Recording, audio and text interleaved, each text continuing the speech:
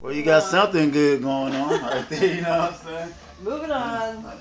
Um, so that's why cardiovascular and whatever you want to do with your friend or whatever you want to do for yourself, as far as like if you want to work your arms, if you want to work your calves, if you want to do some core work, if you want to do a class, if you want to do anything else, anything outside with me is going to be fine. But as far as the big major muscle groups, as far as like a weight workout or anything else like that, it's not really that great, other than you can do calves all the time as long as they're not sore. You can do biceps, triceps all the time as long as they're not sore.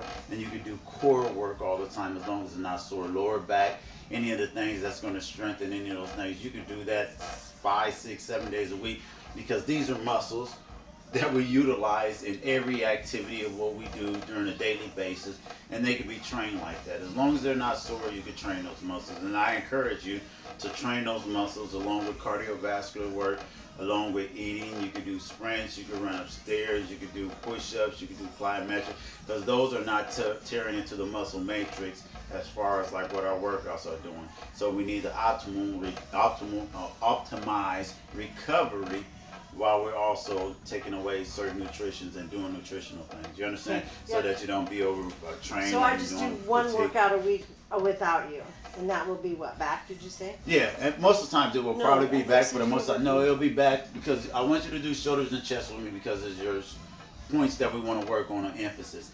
Legs is something that I could drive the whole powerhouse. Like I could drive everything with back, but it's a lot easier for a person to do back. You really can't mess up back as long as your arms are going down. You're getting some kind of work, and any back development is going to be good. Legs is something that most people got to be driven on because they're really tough to work. And so, but I think you have good legs, and I think you have the potential to be able to do legs by yourself, and then we'll be able to do a back day. But I don't think through this process that you'll probably have the potential to be able to do shoulders, upper bodies, chest, tie-ins, and stuff like that without being driven because that's just one of your weak points. And most people are not comfortable with training their weak points on their own. You understand what I'm saying? So in order to optimize things that I think you can do very successfully, as far as like legs, once we get to a point, and once you start getting to a point of how I want you to train them and how intense I want you to train them, and back is something that you can always get to. You sit on the row machine and you pull back, you pull your elbows back, use the form that I do. You pull back at this angle, you pull back at a straight angle, you pull back at this angle, you pull back at this angle, you fly out this way, and it's even though it's a compound muscle. Are we talking about the same thing with the rower? With a rower, with a cable pulley, or a lat pull down machine, or a reverse like this pull down. You know, there's just different ways, different angles. Back is primarily different angles, starting from angles up to angles that are flat that works the thickness. Angles up works the lat, angles down work the last tie-in. Angles that fly work the rear delts. Angles that roll work the rear delts. Run, boys. You understand what I'm saying? Okay. So, although it's complex, it's very simple that if you're moving, pulling something back, words, you're working a back muscle. You understand what I'm saying? Then all it is just about breathing technique, the way that the arms move, and it's easier. It's the easiest muscle probably to train by yourself because although it is some technical points of training your back, you really don't train your back really that much wrong. You can't really go wrong with your back. Meaning like it's easier to go wrong with your shoulders. Your shoulders are pretty easy, but it's easier to go wrong with your shoulders because most people don't have strong shoulders and usually don't train them well. It's easier to go wrong with your chest because most people get out of balance and out of line and hunch over their shoulders when they change their chest. Most people don't train their legs. It's not hard to go wrong. It's not that hard to go wrong with your legs because it's just about but most people lower back, they bend over, they do other things, they can't get it down, and then it sucks to push yourself when you're doing legs. I love legs. That's when I go to the gym, if I could train legs every time, that's what I would do. Well, that's what I'll probably end up letting you do and letting you tap into your own legs because I think, like I told you before, when I seen you do your legs, I think you have good legs and I think you could train your legs and I think that's something that you could train, which is usually the total opposite of 98% of the people on the planet hate to train their legs, never train their legs, and don't push their legs really hard. That's why they don't make their growth. And then what I was saying as far as that goes. So what we're going to do today, we're just going to work range of motion. I know you had a hard week coming in. We're going to come up to the line with a neutral stance. And we're going to work just coming up with the breathing, pushing the hips through. Get some sets like that in. Go ahead and stay there. We're going to come over. We're going to grab a 25, which is easier, so it's easier to hold than a dumbbell. And we'll work our way up to 35. Keep our chest up, and we're just going to touch the ground with the 25. That's going to work the abductor muscles. Then we're going to pick up the 10, and I know you've probably seen kettlebells before. People swing. Do the same thing with the 10. Just going to swing it as a kettlebell. We're going to squat down, make sure our chest stay up. So we're going to be working the glutes, lower back, shoulder tie-in, complex dynamic movement as far as getting into the legs and the back and the lower back tie-in. Okay. Okay? Yep. So we'll go out to 15, then we'll get it rolling. We'll go through a couple sets. We'll get it done fairly quick. I'm going to push you in there. We'll make it cardiovascular. And then at the end, we'll do another set that we'll make so we'll explode up, we'll explode down, we'll explode up and down. One set along with the kettlebell swing. And then we'll sit down and talk about all the things to get on the same base if we didn't cover all the base. That, you know, I can do everything that you asked me to do as long as I know in my mind Okay. what I need to do. Well, when we first started, I told you that really outside of what I do, you'll have one day to do whatever. I know it's hard. I know it's a hard concept to understand for most people. If you train heavy, hard in my regimen and the way that I train, you will understand why you only go 3 days or 4 days, because your body is totally recovering. It usually takes, when you train into a muscle, the way that I train into a muscle, it usually takes almost 10 days to fully recover. It's not rare that an athlete would take 10 days in between before they go into the muscle group again. The process that we're going on at with your skill level is that we're going to stay on a week-to-week muscle group pace, and we're going to tear into the muscles. But that whole week's time is going to take about that time, if we get into it right, for that muscle to repair. Not meaning that you're not going to be able to walk and you're not going to train your legs, because you're going to be training your legs every day you're walking or when you're doing something. So as a secondary, while that muscle is repairing and recover, we're not going back into it right away again and keep on tearing down the muscle. If we're constantly tearing down the muscle, that keeping it in the catabolic state, it means there's not much muscle retention or muscle growth there. You understand what I'm saying? So I always caution on the side of rest, because the construction part of it is just 20% of it. The rest is even more important than the construction part of it. Okay, I get that. Okay. All right, let's go ahead and hit the stop button. Let's go ahead and get up underneath over here. And we're just going to try to go down. We're just going to do some functional things. We're going to work on our breathing. We're going to stay on a good pace. And I'm not going to put you under pressure like timing you on the clock or anything. I'll just go by. All right, I'm going to tell you what's the best way to do it. The best way to do it, go ahead. Now what you're doing was absolutely correct as far as getting there. But as far as like lifting it off, go ahead and get underneath it first. Go ahead and put your hands on it. This is the way that we always do it. Don't let this confuse you. Now go ahead and get underneath it. All right, now stay right underneath it. Don't worry about your feet first. Go ahead and worry about lifting it off first. Go ahead and lift it off. Then bring your feet up and situate your feet. See what I'm saying? It's a lot easier than trying to lift it like that. Okay. All right. All right, ready? Let's go down. Lay down with your glutes, up with your chest.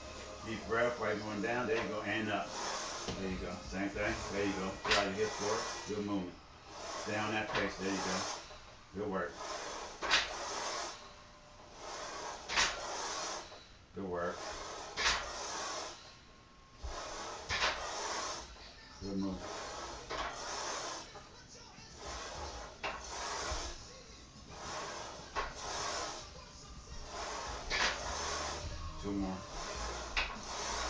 One more. Stop, come up. Great movement. I can actually start to see that medial muscle in your leg actually start to shake. Looking really good, leaning out. Doing some good things, I guess. All right. Put both hands in each one of the holder. Turn the feet outwards. 10 up, chest up. And we're going to knee down with the butt and touch the weight to the ground. There you go. And come up. Good job. We're going to do 12 of those. Good job. Deep breath in when you go down. Blow out at the top. Good movement. Good job. Little work.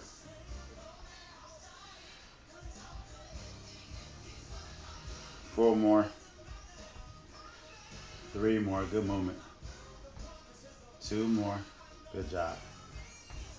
One more. Keep the chest out. Getting tired. So the lower back's starting to fatigue. Good job. There you go. I can see where that back is a little issue. You can tell it really kicks in and it fatigues really quick. Kept me awake for hours last night. All right, let's grab the same thing on both sides. Always the same spot. All right, let's do like the kettlebell swings. You've probably done them before. Ready? Yeah. So you start squatting down. There you go. Swing up. There you go. There you go. Good movement. Really get that butt down. Let's make sure it ties into it. Good job. Loosen up the back. Good movement. Good job. Butt down. Good job. Chest high when you go down. There you go. 5 more. Stay on rhythm. 4. Feel the shoulders. Good work. Stand it up. 3. Good job. 2. Good work. 1 more. Great job. Good job. Great job. Like that. Let's get back on here. Just a light little ride. How'd that feel? Good. That was actually really good. I'm gonna tell you what. I'm glad we recorded that because now we can definitely throw that into your workout plan as part of your workout. As part of one of the regimens you can use when you're outside here. We're going to do an explosion set over here, so it's going to be 3 explosion up, 3 explosion down, 3 up downs. And we're going to come back and do the same with the sumo deadlifts and the same with the kettlebell swings. Okay, that was really good. That's something that we can utilize. And I definitely like the kettlebell movement for you because it synchronizes the whole body and is a full compound movement of the body. And I could tell that you actually did it fairly well. And you should be able to increase and be aggressive with the weight with that. Although it's not a atrophy type lifting property as far as building muscle, it is definitely elongating the muscle, full range of motion, helping out the back, getting the stiffness out, and conditioning the muscle movement. You understand what I'm saying? So I think that'd be really, really good for you. Let's go out to. Probably not gonna go out anywhere, you know. That's what low carbs do. We'll go out to 18 and then we'll go back to the rotation. Let me grab my coffee real quick.